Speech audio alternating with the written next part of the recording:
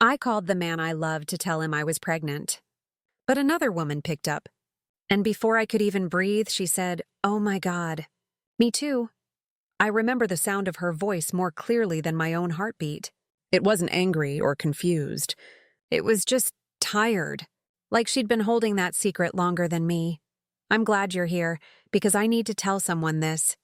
Maybe if I speak it out loud, it'll stop replaying in my head." That moment, that sentence, that silence that followed. So sit with me for a bit. Let me tell you what really happened. It was an early autumn evening, the kind where the air feels soft and golden, and you can almost smell the change in the season. I was sitting on my couch, legs curled under me, holding my phone like it was made of glass. My hands were shaking, not from fear, but from a strange sort of joy I hadn't felt in years.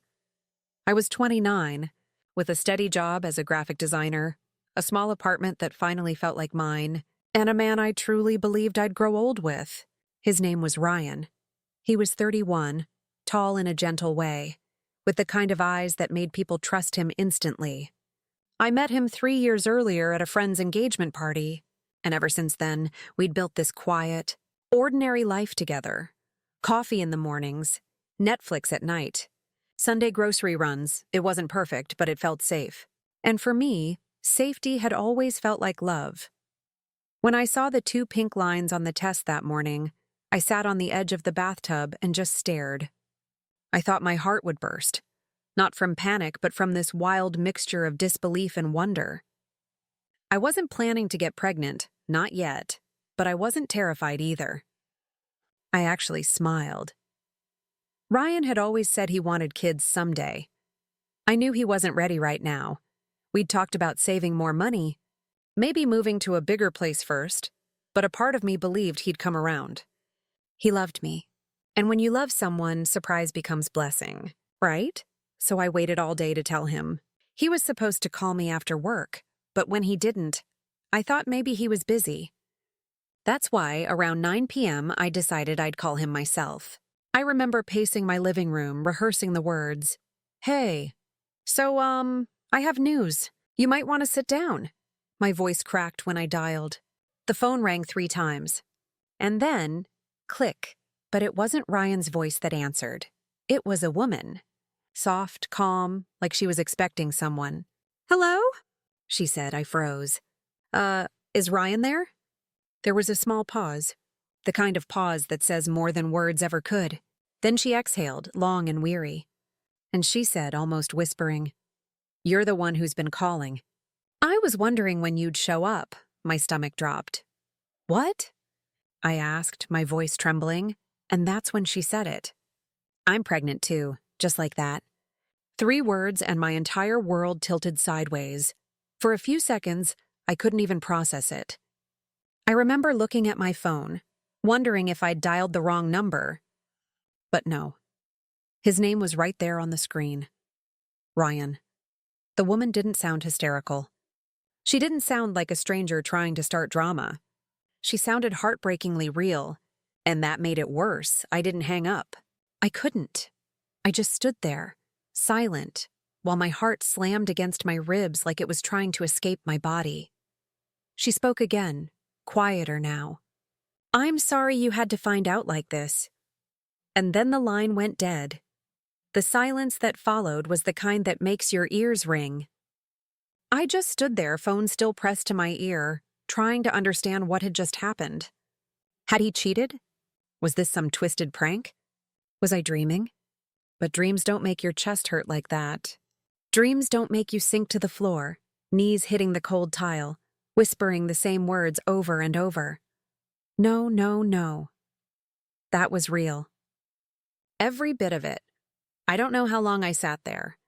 Maybe 5 minutes. Maybe 50. Time stopped meaning anything. All I knew was that my body felt like it didn't belong to me anymore. There was a baby inside me, and yet I felt emptier than I ever had before. And that's when something strange happened. A numb kind of clarity. Like my mind detached itself just enough to observe from the outside. One moment, I was the woman crying on the floor. The next, I was standing, walking to the window, staring out at the city lights. I remember whispering to myself, Okay, you wanted a storybook moment. You got one. That's how it started, with a phone call that was supposed to change my life for the better. Instead, it ripped the floor out from under me. I didn't know who she was. I didn't know how long she'd been in the picture. All I knew was that I wasn't the only one carrying his child.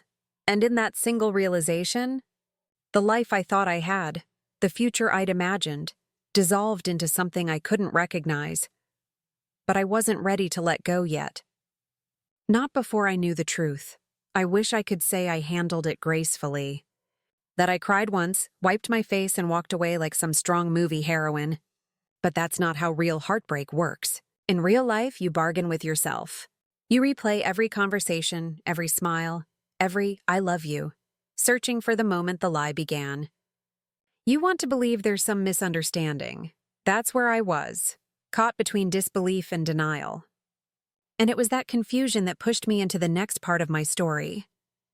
Because if I'd known what I was about to uncover, I might never have picked up the phone again. Before that night, I would have told you Ryan was the kind of man you build a life with. Not flashy, not perfect, just steady. He had this calm energy that could quiet every storm in me.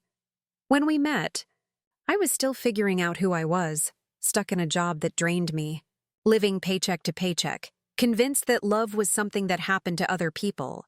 Then he walked in at a friend's engagement party, wearing that soft gray sweater I'd later steal for myself, and smiled like he already knew me. He wasn't the loudest guy in the room, but his eyes met mine like he'd found something familiar in a crowd full of noise. We talked for hours, about movies, road trips, the kind of pizza crust that's actually worth the carbs. He laughed at everything I said, even the unfunny parts, and when he asked for my number, I remember thinking, he probably won't call. He called the next day. And then every day after that, the first 6 months felt like living in a slow-blooming sunrise. We didn't rush things. We took it easy, learned each other's habits. He'd send me texts in the middle of the day, photos of his lunch, or his shoes or a traffic jam captioned, "Wish you were here, even though it's boring." It sounds silly now, but those tiny things made me feel seen. When I caught the flu once, he stayed over for 3 nights, sleeping on my couch because he didn't want to infect the good sheets. He made soup, terrible soup, but it was the first time anyone had taken care of me like that. He wasn't perfect. He had this habit of going quiet when things got serious, like words were heavy, and he didn't trust himself not to break them. But when he held me, I believed silence could be love too. After a year, he moved into my apartment. We combined our books, fought about toothpaste brands, and figured out how to share a closet without killing each other. I remember how proud I felt the first time I wrote both our names on the electricity bill. It was such a small thing, but to me it meant permanence. We had a rhythm.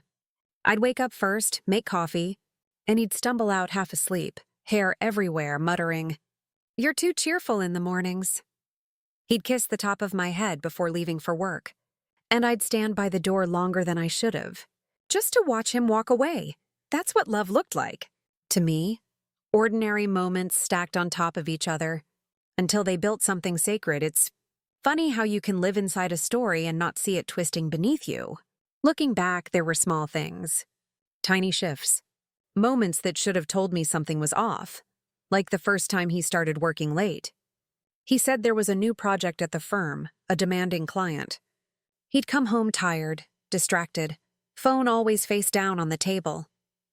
I didn't think much of it. Everyone gets busy. But once when I asked if I could meet his coworkers, to grab drinks or something, he smiled too tightly and said, "They're kind of boring." "You'd hate them." I laughed it off. Because that's what trust looks like when you don't want to lose it. You turn off your instincts and call it love. We still had good days. Movie nights where he'd pick the cheesiest action films pretending it was for me. Weekends where we'd drive to the coast, eat sandwiches in the car, and talk about someday getting married, someday buying a house with a porch, someday having kids. He'd say things like, "When we have a little girl, she's getting your smile," and I'd roll my eyes, but secretly, I'd picture it. Her laugh, her curls, the way he'd carry her on his shoulders. I didn't realize those dreams were only mine. There was one night, this was about a month before the call, that stays burned in my mind. We were having dinner. I'd made pasta, his favorite. He barely touched it. He kept checking his phone, and I teased, "Who's texting you, your secret second family?" I meant it as a joke, but his face changed, just for a second, before he smiled and said, "You're ridiculous." That flicker, that half-second of tension, it was gone before I could name it. I told myself I was imagining things. Later that night, when I went to wash the dishes, I saw him on the balcony, talking quietly on his phone. His voice was low, almost whispering. When he came back inside, I asked who it was. He said it was a friend from college. And when I pressed, he got defensive. So I let it go. Because that's what I did. I let things go. I thought it was trust. Maybe it was fear. You never realize how much of yourself you give away piece by piece in the name of peace. By the time you notice, you're half empty, and you've been calling it compromise. I started noticing little things. The cologne that wasn't his usual scent. The receipts for restaurants we'd never been to. The way he'd come home with that soft, distracted smile, like his body was here, but his mind was somewhere else. Still, I kept telling myself we were fine. Because love makes you rewrite reality until it fits the version you want. One Sunday morning, I woke up before him and watched him sleep. He looked peaceful, innocent even, and I remember thinking, this is the man I want to build everything with. So when I found out I was pregnant a few weeks later, it felt like the universe had said yes to that thought. Like every piece of doubt I'd ignored suddenly didn't matter anymore. I thought, this is it. This is the moment everything becomes real. I thought a baby would make us even closer.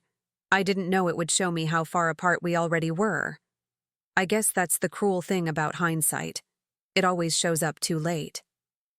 All those little moments that felt harmless at the time were actually cracks. Hairline fractures waiting for the right pressure to split everything open, and that pressure came the night I made that call. The night another woman's voice said, "Me too." But back then, before it all unraveled, I was just a woman in love. A woman who believed in him. A woman who thought good people couldn't do terrible things. I wish I could go back to her. To that version of me sitting on the couch, waiting for him to come home. I'd tell her to pay attention. To trust the discomfort instead of burying it. Because every story of betrayal starts the same way. With someone ignoring their own gut. That was my life before everything broke. Quiet, hopeful, ordinary. The kind of happiness you don't think to protect, because it feels too steady to ever fall apart. But all it takes is one truth, one phone call, to make you realize how fragile forever really is. And when that truth finally showed itself, it didn't knock politely, it crashed through the door. After that phone call, the one that broke the air between who I was and who I'd become, I didn't sleep for 2 days. I kept thinking maybe I'd imagined it. Maybe it wasn't real. Maybe I'd misheard her. Or maybe it was some kind of sick prank. Because how do you go from planning a future with someone to doubting if they even belong to you at all? I told myself I'd call him again, ask directly. But every time I picked up my phone, I froze. What if he denied it? Worse, what if he didn't? By the third morning, exhaustion started to blur everything. I sat on my kitchen floor, still in my robe, drinking cold coffee and staring at the photo of us on the fridge, the one from that beach trip last summer. We looked so happy. Sand in our hair, his arm around me, both of us squinting into the sun. I tried to line that man up with the voice I'd heard. Me too. They didn't fit. So I did what people do when the truth feels too big to face.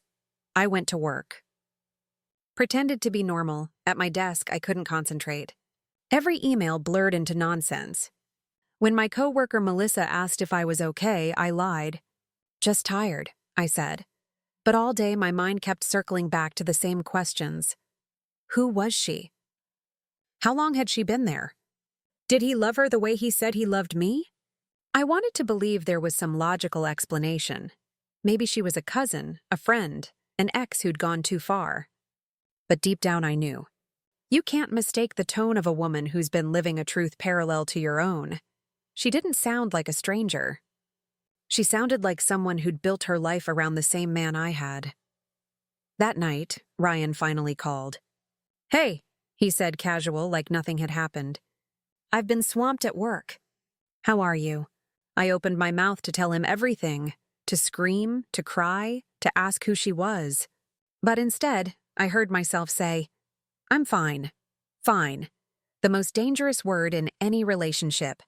He said he'd come over the next evening. He missed me. And just like that, I agreed. The next day, I cleaned the apartment like I was preparing for an inspection. It wasn't about him. It was about control, the illusion of it. When everything inside you feels like chaos, you start polishing surfaces, aligning cups, folding towels. He arrived right on time, holding takeout like it was peace offering. He kissed me on the forehead. I felt nothing. We ate in silence.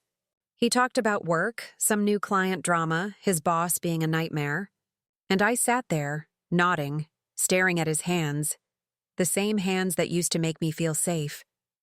They didn't look like they belonged to me anymore. Halfway through dinner, I asked, "Who's the woman who answered your phone?" He froze, just a second too long. Then he laughed. "Oh, that must have been Leah, my coworker. She's been helping out on the project." He said it so easily, too easily. Like he'd rehearsed it. I nodded slowly. "She said something weird." "What?" he asked, voice light, but I could see the pulse in his neck jump. She said, "She was pregnant too." He blinked, then chuckled, shaking his head. "Wow, okay, he rubbed his face. "That's crazy. She's always joking around. Don't take her seriously, babe." Babe. He still called me that. I watched him closely. He looked tired, sure. Maybe a little guilty, but not panicked. And that was almost worse, because liars who can stay calm, they've had practice. When he left that night, he hugged me longer than usual. "I love you," he said softly. I didn't say it back. He didn't notice. After the door closed, I stood there in the quiet, heartbeat in my throat, stomach turning. His story didn't sit right. I'd worked in offices, no coworker jokes about being pregnant to strangers.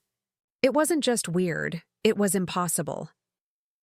That's when I realized, if I wanted the truth, I couldn't wait for him to give it to me.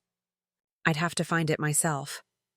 The next week was a blur of pretending, smiling when I had to, answering his texts like everything was normal. He even sent me flowers. Just because. But that's the thing about guilt. It buys affection with borrowed gestures. Every night I stared at my phone, tempted to call that number again. The same one that led me to her. But fear kept my fingers still. I didn't know what I'd say if she answered. I didn't even know what I wanted from her. Validation? Revenge? Compassion? All I knew was that there was another woman, carrying another version of my heartbreak inside her. One night, while scrolling through Ryan's Instagram, I noticed something I'd never paid attention to before. He'd tagged a few coworkers in photos, drinks after work, some team lunch. One name caught my eye. Leah Morrison. She was smiling in every picture, light hair, gentle eyes. The kind of person you'd never suspect of doing something cruel. But isn't that always how it is? The villains never look like villains. I clicked her profile, private. Still, her bio read, "Marketing at Fieldstone Group, lover of small joys, soon to be mom." My stomach dropped. There it was, in plain sight. The truth I wasn't ready for, I screenshotted it before I could stop myself. Her due date post from 2 weeks earlier, 13 weeks today. Feeling grateful, I was 6. That night I didn't sleep. I lay in bed, hand over my stomach, staring at the ceiling. Every heartbeat felt like a countdown.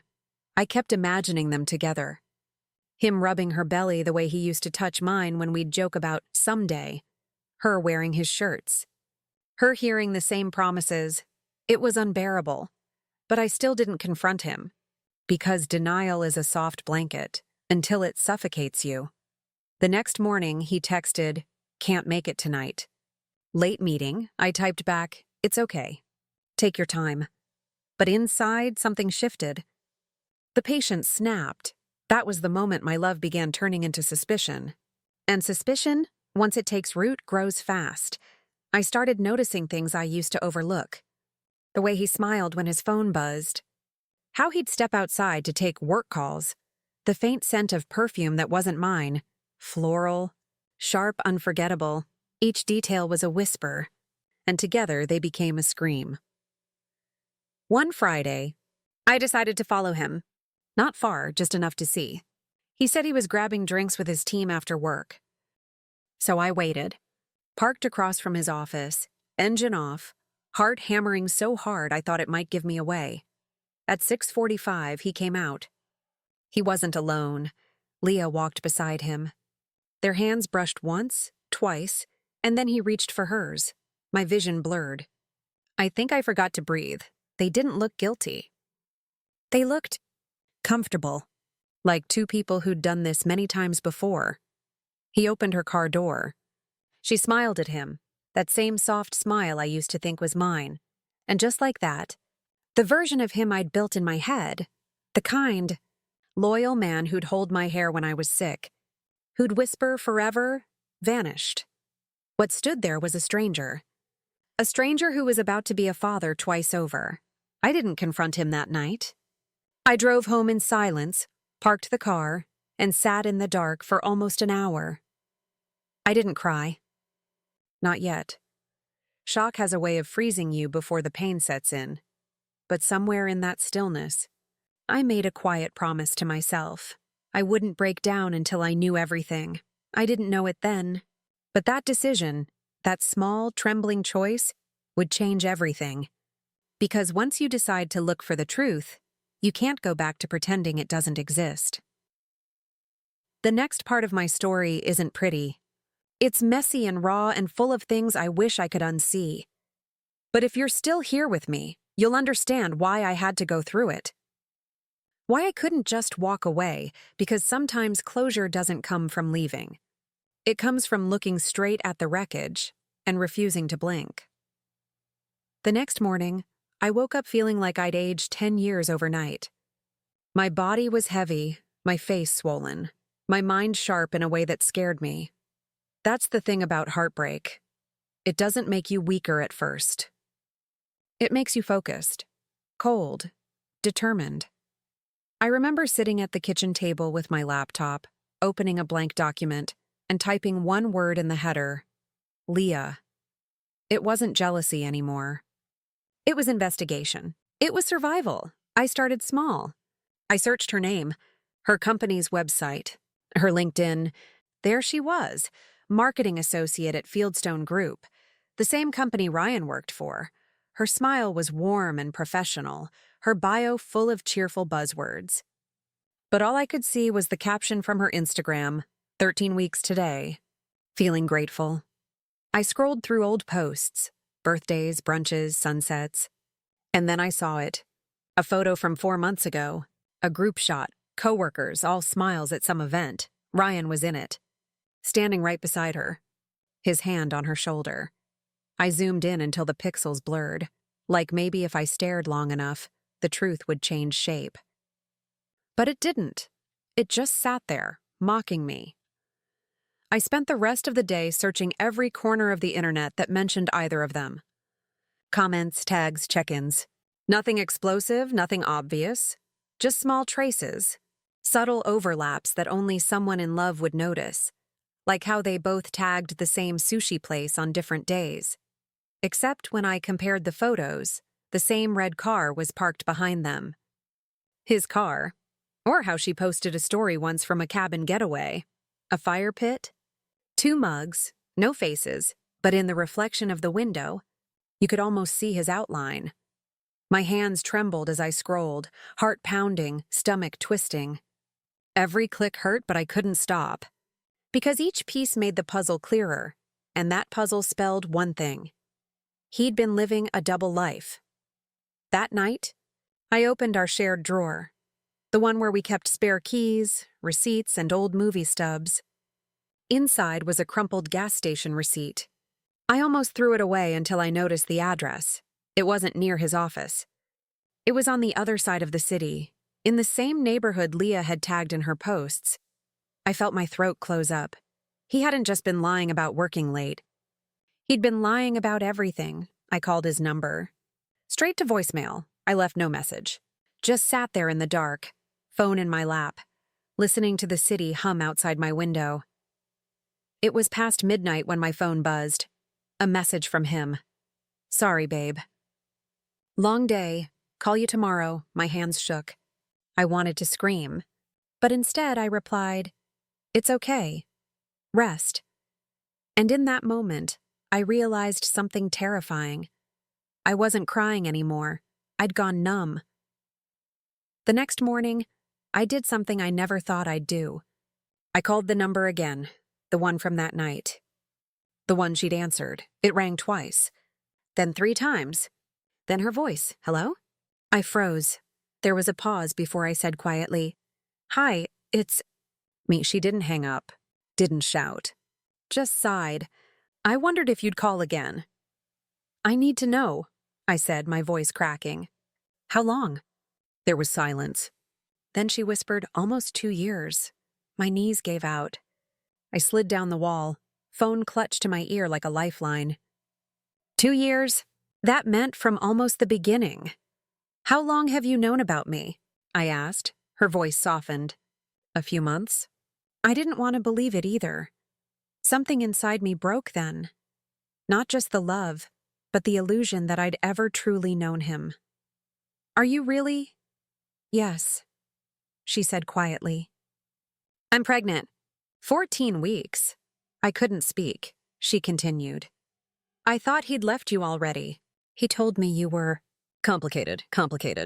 That word hit harder than any insult, because that's how liars justify cruelty, by rewriting the people they betray.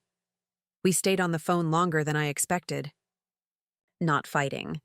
Not blaming. Just 2 women comparing notes on the same man. She told me he spent weekdays with her, weekends with me. That he had a toothbrush in her bathroom, a drawer in her dresser. That he'd told her he was trying to end things cleanly with me.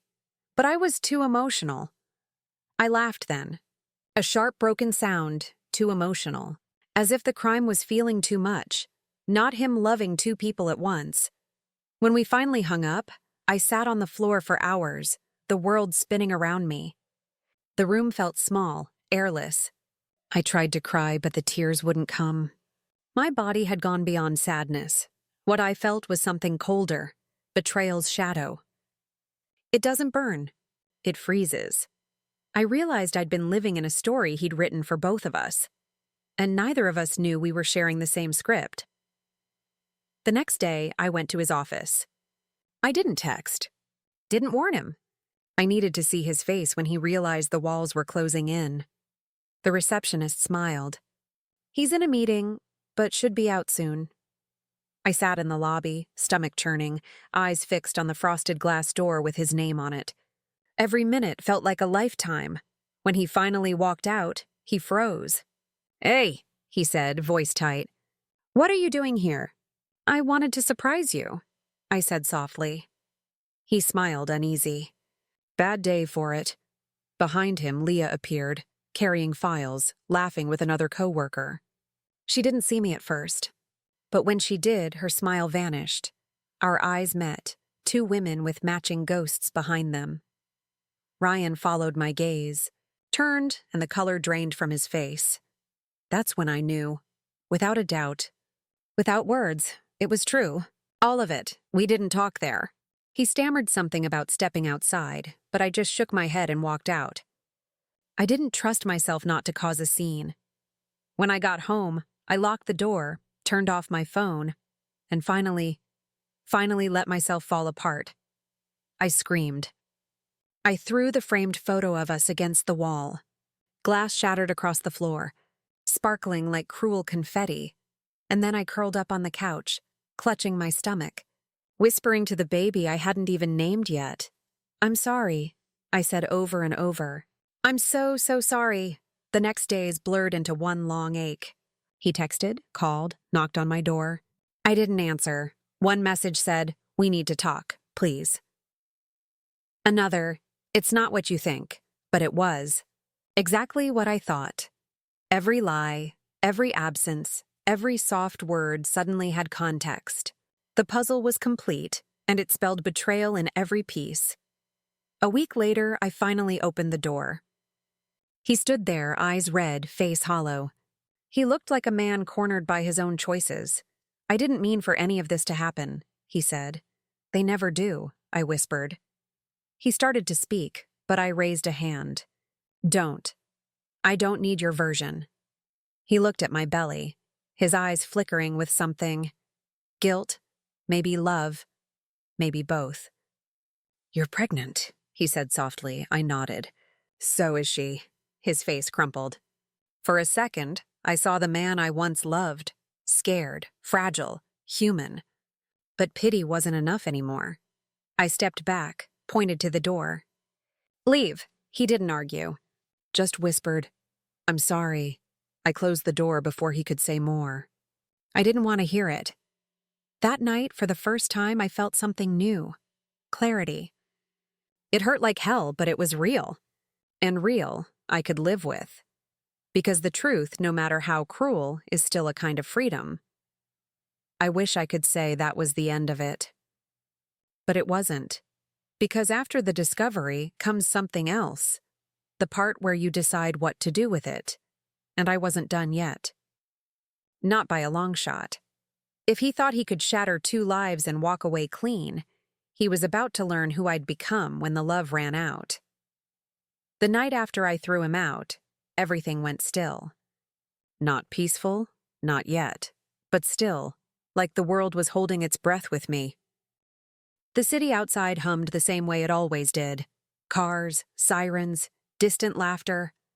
But inside my apartment, it was so quiet I could hear the clock tick, second by second, reminding me that life hadn't stopped, even if mine felt like it had.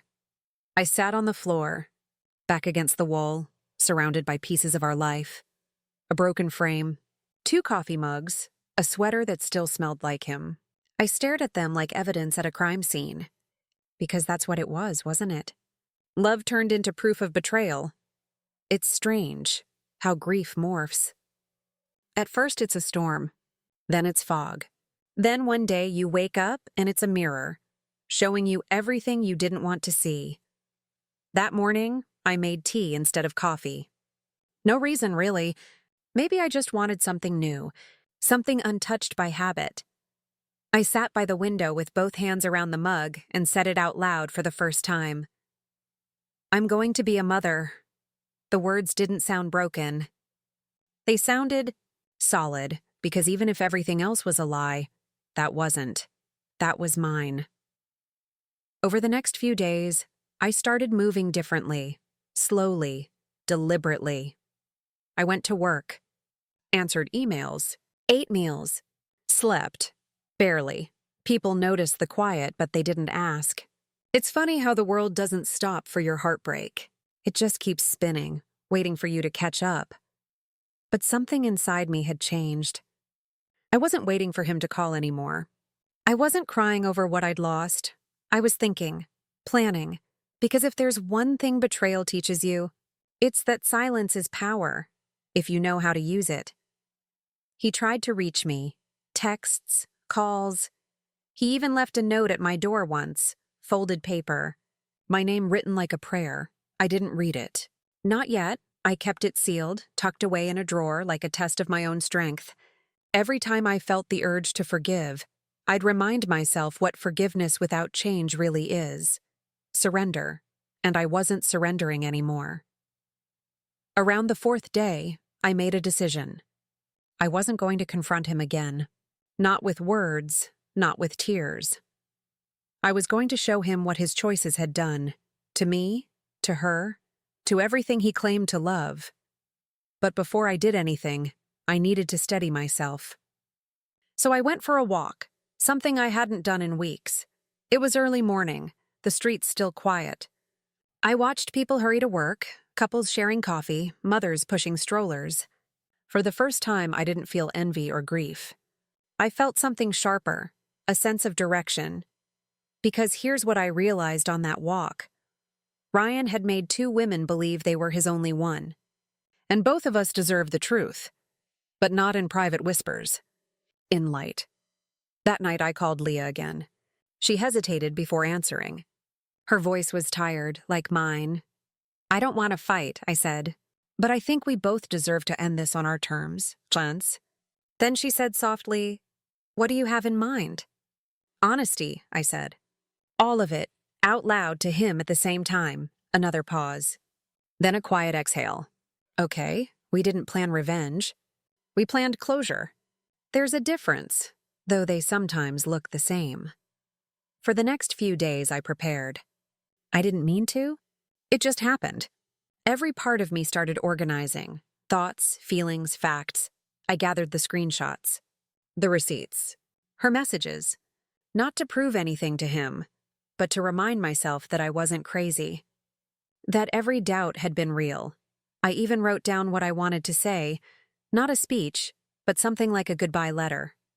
Lines I'd whisper if my voice gave out. You didn't just cheat on me. You stole the version of myself that trusted easily. You broke something you'll never see again. My softness. I didn't know if I'd say it. But writing it made me feel stronger. Meanwhile, my body was changing. Subtle things, fatigue, nausea, emotions that came and went like tides.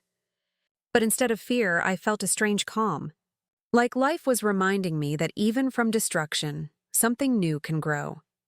I talked to my baby sometimes, quietly, half embarrassed, like someone might overhear. "Don't worry," I'd whisper. "You're safe.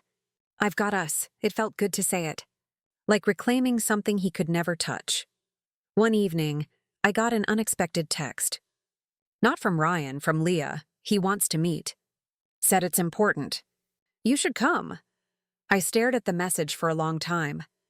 My first instinct was to say no, but then I thought, maybe this was the moment. The truth wasn't going to stay buried forever. And maybe, just maybe, seeing his face when both of us stood there would be enough. "Where?" I texted back. She sent the address. A quiet cafe halfway between her place and his office. Tomorrow at 6. That night, I didn't sleep much. I sat at my kitchen table, lights off, phone face down. I wasn't nervous, just still. Composed in a way that surprised me. The anger had cooled into something steadier. Clarity. And in that clarity, I found myself again. Not the woman who waited by the phone. Not the one who begged for truth. But the one who now held it. In the morning, I dressed simply. Black sweater, jeans, no makeup. Not because I wanted to look strong, but because I didn't need to perform anymore. I caught my reflection in the mirror. My eyes looked older, but behind the tiredness there was something fierce. I smiled at her, at me. Because even broken, I'd survived. Before leaving, I grabbed the envelope from the drawer, the one with his note inside. I finally opened it. Inside, just one line. "I'm sorry for everything. I never meant to hurt you, it wasn't enough. But it was something." I folded it back carefully, slipped it into my bag. Not as forgiveness, as evidence of who he was and who I wasn't anymore. I arrived at the cafe early. The air smelled like rain. I sat near the window, hands folded over my stomach, watching people hurry by. When Leah walked in, she looked pale but composed. Our eyes met, and this time there was no tension. Just quiet understanding. We didn't need to speak. The silence between us wasn't empty anymore. It was heavy with shared truth. At 6 on the dot, Ryan walked in. He looked smaller somehow, like the weight of his choices had finally started pressing down. When his eyes found us both sitting there, he stopped dead in the doorway, and for the first time since everything began, I saw fear in his face. That was the moment I realized the power had shifted. He wasn't the one holding the story anymore. We were. And what happened next, that confrontation, that unraveling, would be the storm after this calm. But for now, in that quiet cafe with the rain starting to fall outside, I felt something I hadn't in weeks. Peace. Not because things were fixed, but because I was ready to face him, ready to speak my truth, ready to end it. The bell over the cafe door jingled when he walked in. For a second, nobody moved. Leah sat across from me, hands clasped around her cup. Steam curled up between us, soft as breath. Ryan's eyes darted from her, to me, to the empty chair at our table. You could see the panic ripple across his face. He opened his mouth, closed it again, took one slow step forward. "Sit," I said. My voice surprised me, steady, flat. He hesitated, then did as I asked. The chair legs scraped against the floor, loud and ugly in the quiet room. No one else in the cafe seemed to notice us. It was like the universe had pressed pause just for this. He started first. "I didn't think you'd both come." I tilted my head. "You invited both of us. Why wouldn't we?" Leah didn't speak. She just stared at him. Her knuckles were white around the mug. He looked between us, mouth twitching like he wanted to explain everything at once. "I messed up," he said finally. "I never wanted this to happen."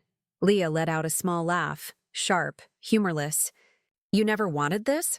You made this?" He flinched. "I thought I could fix it," he said. "Fix it?" I leaned forward. "You lied to two women. You promised both of us a life. You called it love and treated it like spare time." He rubbed his face with both hands, muttering. I was confused. Confused? Leah's voice cracked now. "You moved in with me. You picked baby names." He looked up sharply. "Leah, stop. No, you stop." Her voice rose. "Tell her how you spent Thanksgiving, Ryan. Tell her why you said you had to work late." My stomach twisted. I already knew the answer, but hearing it still burned. He didn't speak. His silence said enough. "You were with her," I whispered. He nodded once, barely. Something inside me snapped, not into rage, but into clarity. "I was at my parents' house," I said softly. "I kept checking my phone, waiting for you to call. My dad asked if you were okay. I told him you were the best thing that ever happened to me." The words landed like stones. Leah wiped her eyes, inhaled shakily. Then she reached into her purse and pulled out a folded piece of paper, a printout of the ultrasound. She slid it across the table toward him. "This is our child," she said. "And you don't get to pretend it's not real." He stared at it, then at me. And I did something I didn't plan. I took out my own photo, my ultrasound from 2 weeks ago, and set it right beside hers. 2 images. 2 babies, side by side. For a moment, even the air seemed to freeze. He reached for them, then stopped, hands trembling. "Look at them," I said quietly. "Look at what you did." He covered his face. "I can't. You can," I cut in. "You will. Because this is the only time you'll see me beg for anything from you.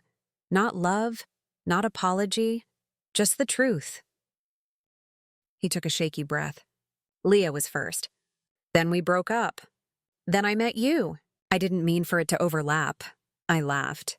It sounded wrong, too loud. "You moved in with me 6 months after we met. How long was the overlap exactly? A week, a year?" He looked down. "Almost a year," Leah whispered. "Oh my God." That was the moment everything in me went cold. A year. 12 months of double life, double lies, double bedsheets. I stood up. The chair squeaked behind me. "You don't get to hide behind confusion anymore," I said. "You knew what you were doing every time you walked through my door smelling like her perfume. You knew what you were doing when you held me and told me you wanted forever." He stood too. "Please, I'm sorry. I'll fix this." Leah shook her head. "There's nothing left to fix." The barista called out someone's order, and the sound snapped through the moment. I realized people were starting to notice us, the 3 of us frozen in this scene of collapse. I didn't care. He looked at me like a man trying to grab smoke. "Tell me what you want me to do." I took a breath. "Nothing. You've already done enough." Then I picked up the 2 ultrasounds, slid them back into my bag, and turned to Leah. "Come on," I said. "We don't need to listen to this anymore." She nodded slowly, eyes still wet. We walked out together, side by side. Outside, the rain had stopped. The pavement was slick, glittering under streetlights. I could feel the weight of the baby photo through my bag, warm against my side. Behind us, through the window, Ryan was still standing there, staring after us like he couldn't believe we'd actually left. That was the first time I saw him for what he was. Small. Not evil, just cowardly and ordinary. It almost made me sad. Almost. We stood under the awning in silence. Leah was the first to speak. What now? I shook my head. I don't know yet. But I know what we won't do. We won't hide for him anymore. She nodded, exhaling like she'd been holding her breath for months. Then she hugged me. It was awkward and wet and strangely comforting. Two strangers, linked by one man and two unborn children. When we pulled apart, she said quietly, "Good luck, you too." And then we went separate ways. No promises, no plans. Just a silent understanding that we'd both survive him. I walked for a long time, past shops closing up, through the smell of rain and bread and evening air. Every step felt lighter. Not because the pain was gone, but because it wasn't running the show anymore. I took out my phone. Hundreds of messages from him. I selected them all and hit delete, no drama. No farewell text, just silence. That was my justice. When I got home, I stood in front of the mirror again. The woman looking back at me was the same. Same hair, same eyes. But something inside her had shifted permanently. She was done chasing apologies. Done waiting for someone else to decide her worth.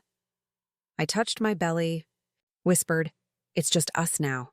For the first time, that felt like enough. Later that night, I opened my laptop and typed a message to myself. He will be a chapter. Not the story. I read it aloud once, let the words settle, and then closed the computer.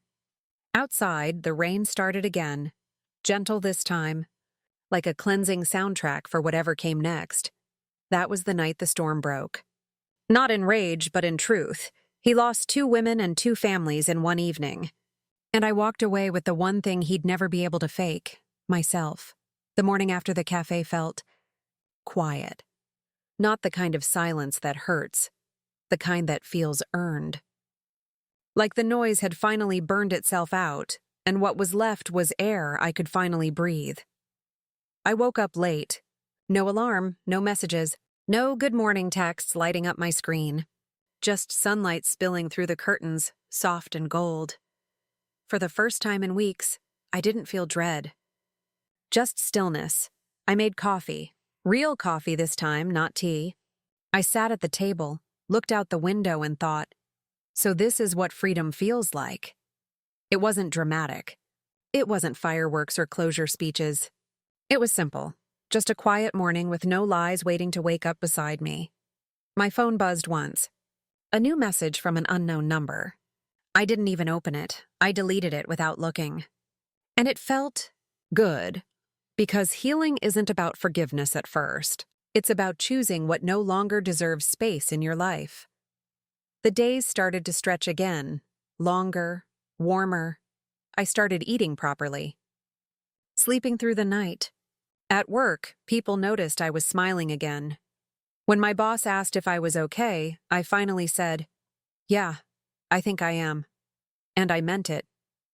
Melissa from the office invited me to a pottery class one Friday. I almost said no. I'd been avoiding anything that might remind me of before. But something inside whispered, "Say yes." So I went. It was messy and funny and strangely healing. The clay slipped through my fingers, stubborn and soft, refusing to take shape, and I laughed for the first time in months when the instructor said, "Don't try to make it perfect, just make it real." Something in me clicked. Maybe that's all I needed, to stop trying to shape my life into something flawless and just let it be. The pregnancy kept moving forward, one heartbeat at a time. Each ultrasound made the reality deeper, not heavier, but clearer. At 12 weeks, I heard the tiny whoosh of my baby's heart for the first time.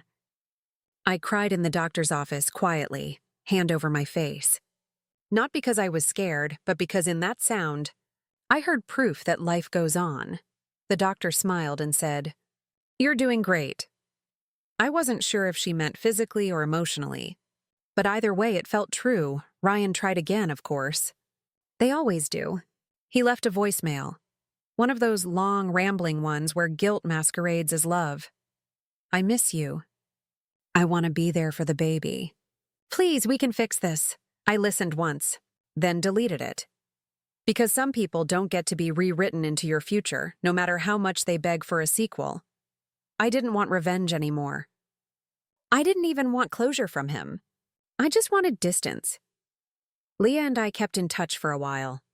Not often, and just enough. We'd text about doctor appointments, cravings, the weirdness of growing two separate lives because of one man's lies. We didn't talk about him much. There was nothing left to say. We talked about baby names instead. When she told me she was having a boy, I smiled. When I found out mine was a girl, I laughed through tears. Somehow it felt poetic. Two futures, one from pain, one from hope. Month by month, my world began to rebuild itself. Not the same as before, slower, simpler, but honest. I started taking walks again, hands on my belly, whispering things like, "You're going to have such a different life than I did." People stared sometimes, a young woman alone, pregnant, no ring. But I didn't shrink anymore. I'd earned my story, and in some quiet way, I was proud of it. One afternoon, my mom came over. We hadn't talked much through everything. She'd known something was wrong, but I'd pushed everyone away while I tried to survive it. She sat across from me, holding her coffee with both hands, eyes gentle but sharp. "You look stronger," she said. I smiled. "I feel stronger," she nodded. "Good, you always were. You just forgot for a while." That made me cry, because she was right.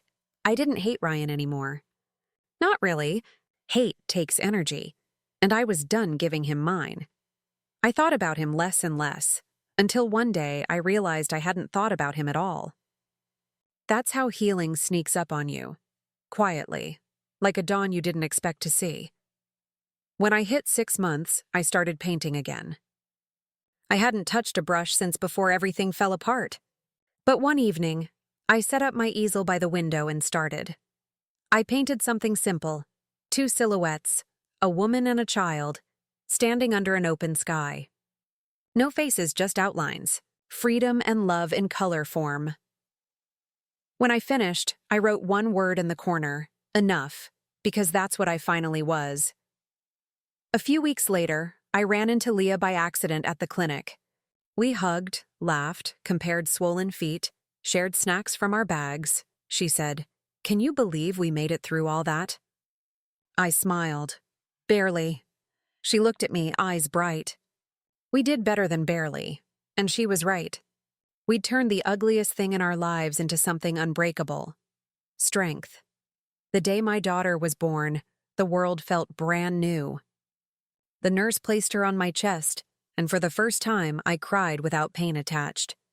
Her tiny hand grabbed my finger like she'd been waiting for me all her life.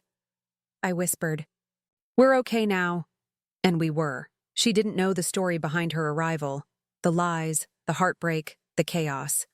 All she knew was the warmth of skin, the rhythm of my heartbeat, the sound of my voice. That's all she needed. That's all I needed too. The first few weeks were hard, of course. Sleepless nights, exhaustion, new fears. But even in the hardest moments, there was this undercurrent of peace.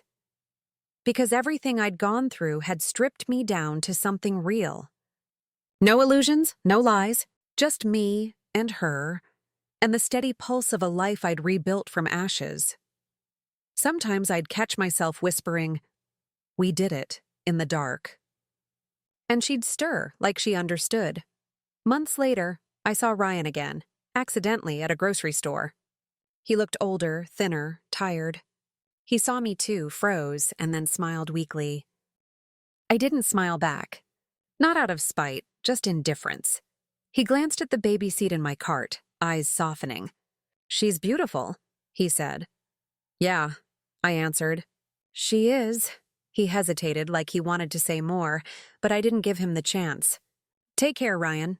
Then I walked away. No tears, no anger, just distance. And that, I realized, was what true healing looked like. That night, when I tucked my daughter into her crib, I whispered, "You'll grow up knowing love isn't supposed to hurt." I meant it.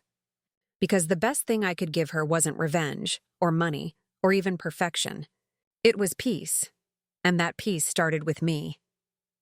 The rain started outside again, soft against the window. I stood there watching it, holding the mug Ryan once used, now filled with cocoa instead of coffee. I smiled. It didn't hurt anymore to hold his old things. They were just objects now, pieces of a story I'd already finished reading. And as the city lights blurred through the glass, I whispered, "We made it. Because we had." Through betrayal, heartbreak, and fear, we'd found something better on the other side. Ourselves. When I look back now, it almost feels like it happened to someone else. The crying on the floor, the trembling hands, the phone that became both lifeline and weapon. It's like watching a movie I once starred in, but barely remember filming. Time does that. It softens the edges, turns chaos into chapters, and that's what this whole story became for me, a chapter. One that hurt, one that changed me, but one that also gave me the strength I never knew I had. People ask sometimes, did I ever forgive him? And the truth is complicated. Forgiveness isn't a moment. It's a quiet decision you make over and over again until the anger runs out of fuel. I don't excuse what he did. I'll never call it a mistake, because mistakes happen once, and this was a choice he made again and again. But I did stop carrying it, because hate, if you let it live too long, becomes another form of devotion, and I'm done devoting myself to people who break what they can't fix. What I learned is this: love isn't proven in promises, it's proven in presence. It's not the words someone says when they're sorry, it's what they do when they think no one's watching. Ryan failed that test. But I passed mine because I stayed kind, even when I was hurt. I stayed open, even when I wanted to shut down. And I built something from the pieces he left behind. A new life, a stronger heart, a baby who will never have to wonder what honesty looks like. Motherhood changed me in ways I didn't expect. It didn't make me softer, it made me clearer. Every time I hold my daughter, I'm reminded that love isn't supposed to cost you your peace. She doesn't know what her father did, and maybe one day she'll ask. When she's old enough, I'll tell her the truth, not to shame him, but to teach her what love isn't.